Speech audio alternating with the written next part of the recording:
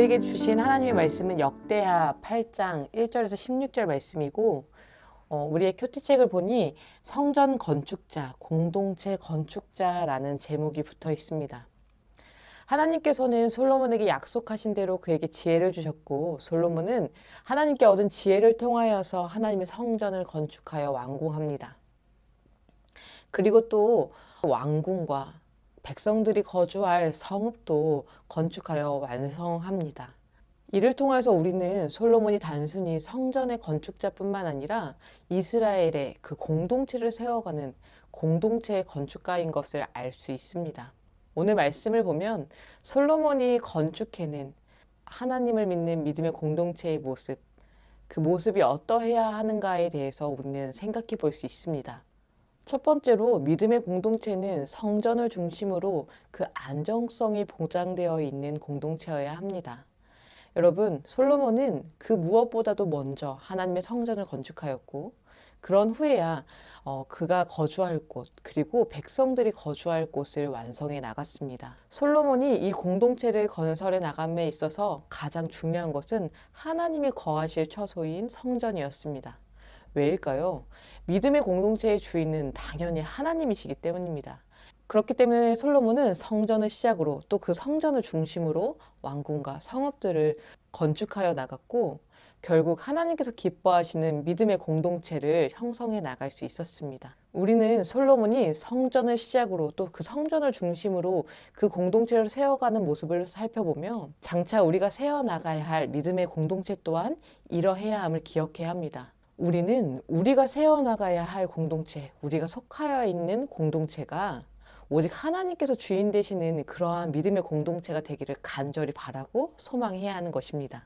두 번째로 솔로몬이 건축한 그 믿음의 공동체의 특징은 함께 하나 구별되는 것을 의미합니다. 오늘 우리가 함께 읽은 본문을 살펴보면 솔로몬은 자신의 왕후, 하지만 이방 왕의 딸인 그녀를 자신의 왕궁 안에 두지 않았습니다.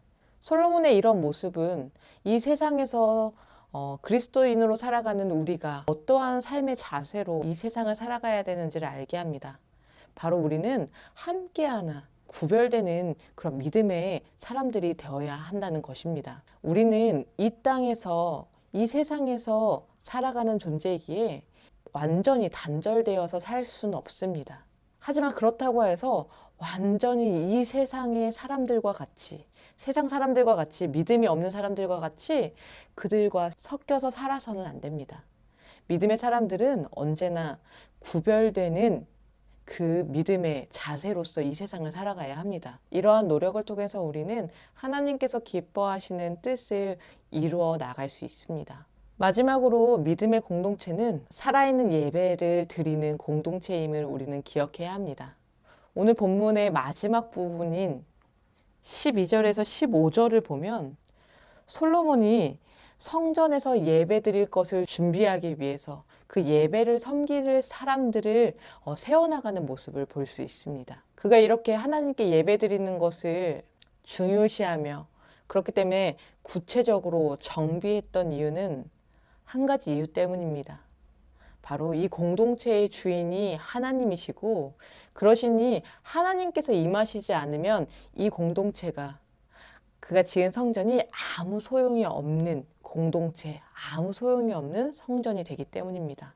그러므로 우리는 늘 하나님과 함께 하기를 바라야 합니다. 하나님을 만나길, 하나님께서 우리에게 오시기를 소망해야 합니다. 하나님께 나아가고 하나님과 만나는 그 시간, 그것이 바로 예배입니다. 그러니 우리는 항상 우리의 공동체 안에 하나님께 예배드리는 이 예배의 시간들이 얼마나 잘 지켜지고 있는가, 그 예배가 얼마나 온전하게 드려지고 있는가를 기억해내야 할 것입니다. 여러분, 이렇게 솔로몬은 하나님께 받은 지혜를 통하여서 성전과 왕궁과 그 성읍들을 모두 다 짓고 정비하였습니다. 오늘 본문 마지막을 보면 16절에 이렇게 기록합니다. 솔로몬이 여호와의 전에 기초를 쌓던 날부터 준공하기까지 모든 것을 완비하였으므로 여호와의 전 공사가 결점 없이 끝나니라. 솔로몬은 하나님께서 주인 되시고 하나님께서 이끌어 가시는 그 모든 과정을 정직하게 수행해 나갔습니다. 그러므로 그 시작부터 끝까지 결점 없이 모두 다 완성이 된 것입니다. 여러분, 우리가 세워나가야 할 믿음의 사람들의 공동체, 믿음의 공동체는 하나님께서 주인 되시는 공동체입니다. 그러므로 하나님께서 주시는 방법과 그 지혜를 따라야 합니다. 우리는 하나님의 방법과 그 지혜에 정직하게 순종해야 합니다. 우리가 이 말씀을 기억하며 또한 믿음의 공동체가 가지는 그 특징, 이것을 기억함으로 하나님께서 기뻐하시는 믿음의 공동체를 세워나가는 우리 모두가 되길 소망합니다. 함께 기도하겠습니다. 은혜가 많으신 하나님 아버지 감사합니다. 오늘도 귀한 말씀으로 이 아침을 열게 하시니 감사합니다. 하나님, 하나님을 믿는 사람으로서 이 세상에 살아가는 우리가 어떠한 사람으로 살아가야 되는지 오늘 말씀을 통해 기억합니다. 하나님이 주인 되시는 삶, 그런 공동체를 세우게 하시고 이 세상과 구별되는 삶, 그런 공동체를 세우게 하여 주시옵소서. 또한 하나님과 늘 만나기를 소망하고 그것을 이루기 위하여서 예배드리는 것에 힘쓰는 우리가 될 수 있도록 인도하여 주시옵소서. 그리하여 하나님께서 기뻐하시는 믿음의 공동체가 우리 안에 있기를 소망합니다. 함께하여 주시옵소서. 감사드리며 예수님의 이름으로 기도드립니다. 아멘.